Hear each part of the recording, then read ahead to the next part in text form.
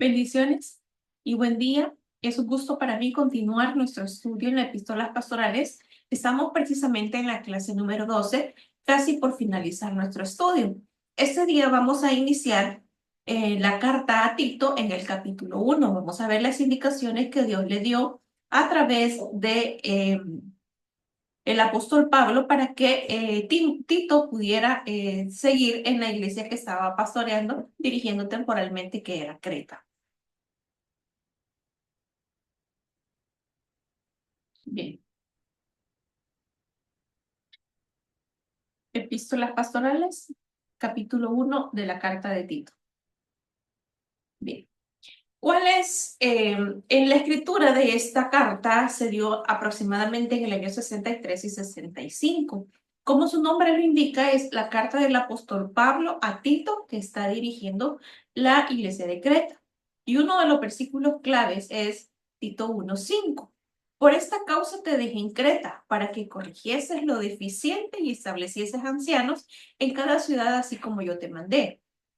Es decir, el apóstol Pablo le está dando indicaciones precisas, claras a Tito para que que sepa cuál es el propósito de haberlo dejado ahí en Creta. Primero, para que corrigiese lo deficiente, es decir, había un problema puntualmente de falsos maestros, de falsas corrientes, y era necesario que Tito pudiera ejercer su autoridad y poder corregir esa deficiencia, pero también que estableciera ancianos. Por eso vamos a ver que en el capítulo 1 le repite el apóstol Pablo cuáles son esos requisitos indispensables que debe reunir un líder espiritual, un anciano, una persona que esté a cargo de una congregación o que esté dirigiendo en un puesto de honor.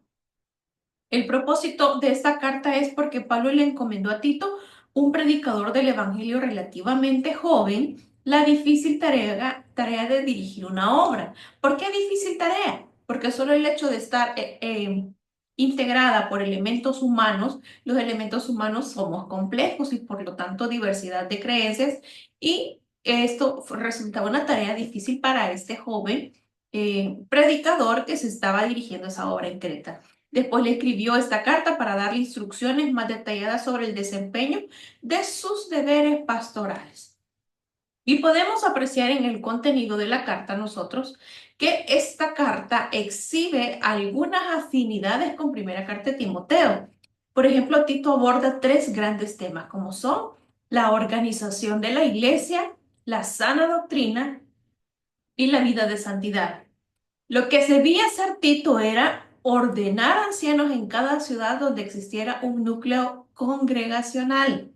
Estas personas no deberían ser cualquier personas, deberían de tener cualidades elevadas, morales, sólidas, en cuestiones de principios, sostenedoras de la verdadera doctrina apostólica, pero también capaces de refutar a los impugnadores.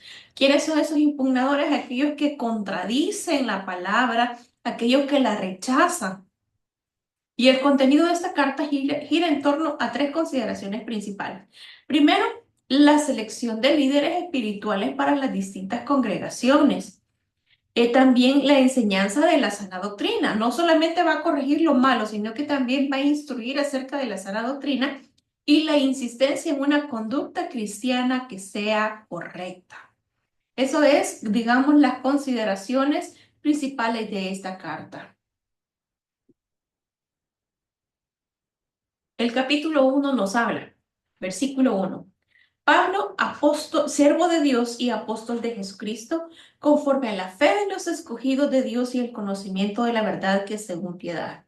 Inicialmente, el apóstol Pablo se da un título como siervo de Dios. Normalmente en sus epístolas podemos apreciar que él dice Pablo, apóstol de Jesucristo, pero aquí dice, se da el título de siervo de Dios, es un título de honor. ¿Y por qué lo podemos apreciar? Que tanto Moisés, Josué, los profetas son designados de esta manera. Siervo literalmente es un esclavo, lo cual pone énfasis sobre el hecho de que Pablo, así como todo creyente, pertenece no a sus propios medios, sino a aquel que lo tomó, aquel que lo redimió, aquel que lo compró con su sangre. No somos propiedad privada, pertenecemos al Señor. En la esperanza de la vida eterna, la cual Dios que no miente prometió desde antes del principio de los siglos. Esta esperanza Lo que sí era, el apóstol Pablo lo animaba en el desempeño de su apostolado. También animaba a los que escuchaban su mensaje a creer y después de haber creído, a progresar ellos en el conocimiento de la verdad hacia una vida cada vez que fuera más santa. Dice el versículo 3, y a su debido tiempo manifestó su palabra por medio de la predicación que me fue encomendada no por mandato de la gente, sino por mandato de Dios nuestro Salvador. Esta predicación y el Dios que así lo mandó es nuestro Salvador. De manera que nosotros tenemos al menos dos motivos por los cuales predicar su palabra para poder cumplir fielmente este ministerio. Primero, nuestro temor reverente hacia Dios. Segundo, nuestra ferviente gratitud por lo que Dios ha hecho en nuestras vidas. Y luego en el versículo 4 dice, a Tito, verdadero hijo en la fe, en la común fe, gracia, misericordia y paz de Dios Padre y del Señor Jesucristo. Gracia y paz a vosotros es un término común por el apóstol Pablo, pero aquí añade gracia, misericordia y paz. Y el término gracia era el saludo común entre los griegos y paz la manera acostumbrada de saludar de los hebreos. Pablo une ambos términos para constituirlos en un saludo característico cristiano. ¿Cuáles son esas cualidades que deben reunir los ancianos que el apóstol Pablo le estaba pidiendo? Al menos ese era el propósito de poder instruir ancianos. Cuando dice el verbo te dejé aquí parece tener el significado de dejar atrás temporalmente. Por esta causa te dejé en Creta para que corrigieses lo deficiente y establecieses ancianos en cada ciudad así como yo te mandé. Esto nos da la idea a nosotros de que Tito fue dejado no como un encargado permanente de la obra de Creta, sino como un representante de forma temporal del apóstol. Luego dice, ¿quiénes pueden ser? ¿Quiénes pueden ser? El que fuera irreprensible, marido de una sola mujer, y tenga hijos creyentes que no estén acusados de disolución ni rebeldía, porque es necesario que el obispo sea irreprensible como administrador de Dios, no soberbio, no iracundo, no dado al vino, no pendenciero y no codicioso de ganancias deshonestas. Aquí podemos apreciar en los versículos 6 y 7 requisitos globales, pero también requisitos familiares. Y luego los requisitos personales en el versículo 7.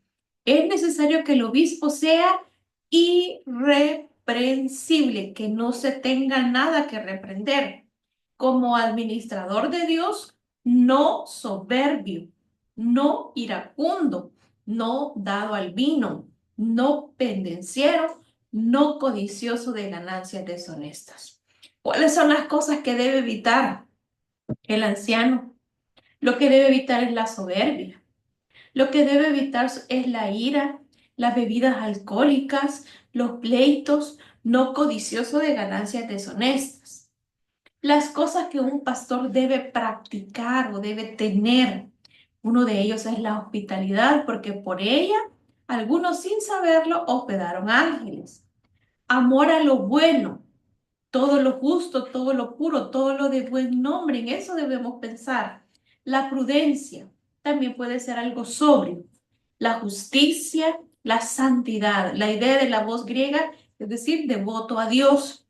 El dominio propio, es decir, tener autocontrol, no decir, ay, ni sentí cuando te dije esto, sino tener un dominio propio. Pero también existen requisitos doctrinales de los ancianos. Hay dos cosas aquí. En primer lugar, uno que aspira a ser pastor debe conocer y creer la palabra fiel. Debe conocer el libro que mejor debe conocer es la palabra. Y en segundo lugar, debe tener el don espiritual de la enseñanza para poder exhortar con sana doctrina y convencer a los que se contradicen. ¿Cuáles eran las condiciones? ¿Cuál era el medio ambiente en el cual estaba Creta? Pablo habla realmente de tres cosas de los falsos maestros en Creta, de los cretenses mismos y de la responsabilidad de Tito frente a ambos grupos. Primero habla en esos versículos 1, 10, 11 y del 14 al 16, que habla de las características de los falsos maestros, pero también habla el carácter de los maestros falsos y las enseñanzas de los maestros falsos. Primero, características, carácter y enseñanza de los maestros falsos. Porque hay aún muchos contumaces, habladores de vanidades y engañadores, mayormente los de la circuncisión, a los cuales dice que es preciso tapar la boca, que trastornan casas enteras, enseñando por ganancia deshonesta lo que no conviene. Uno de ellos, su propio profeta, dijo: los cretenses siempre mentirosos, malas bestias, glotones, ociosos. Imagínense el concepto que tenía de los cretenses. Dijo el apóstol Pablo, testimonio es verdadero. Por tanto, repréndelos duramente para que sean sanos en la fe, no atendiendo a fábulas judaicas ni a mandamientos de hombres que se apartan de la verdad. Todas las cosas son puras para los puros, mas para los corrompidos e incrédulos nada les es puro, pues hasta su mente y su conciencia están corrompidas. Profesan conocer a Dios, pero con los hechos lo niegan, siendo abominables, rebeldes, reprobados en toda buena obra. Mire qué mensaje más alentador en el capítulo 1 del apóstol Pablo a Timoteo. ¿Qué es lo que hacían ellos? Pablo los califica con dos palabras. Hacían labores destructivas y reprobadas, a los cuales es preciso tapar la boca, que trastornan casas enteras, enseñando por ganancia deshonesta lo que no conviene. Aquí se refiere a destructiva porque trastornaban familias enteras. Y reprobada porque no servía en absoluto para ningún bien. Profesan conocer a Dios, pero con los hechos lo niegan, siendo abominables y rebeldes, reprobados en toda buena obra. Entonces, en el versículo 12 nos habla también que cita al poeta Epiménides, quien vivió alrededor del año 600 de Jesucristo. Ese poeta caracterizó a los cretenses como mentirosos, bestiales, glotones y perezosos. Imagínense usted qué características. Y Pablo dice que su testimonio es verdadero. Luego habla los versículos 11 al 13 de las responsabilidades de Tito frente a estos grupos, a los cuales le dice, es preciso tapar la boca, pero también frente a los falsos maestros, él tenía que taparles la boca. Frente a los cretenses mismos, le dice, repréndele duramente para que sean sanos en la fe. Le estaba dando el apóstol Pablo la salida, la instrucción, la indicación, la autoridad para poder hacer y reprender y contrarrestar todas estas cosas que estaban sucediendo en Creta. Y por esa razón, en este capítulo, le hace mención, ¿qué es lo que tiene que hacer? Taparles la boca, pero también reprenderles por su conducta inapropiada.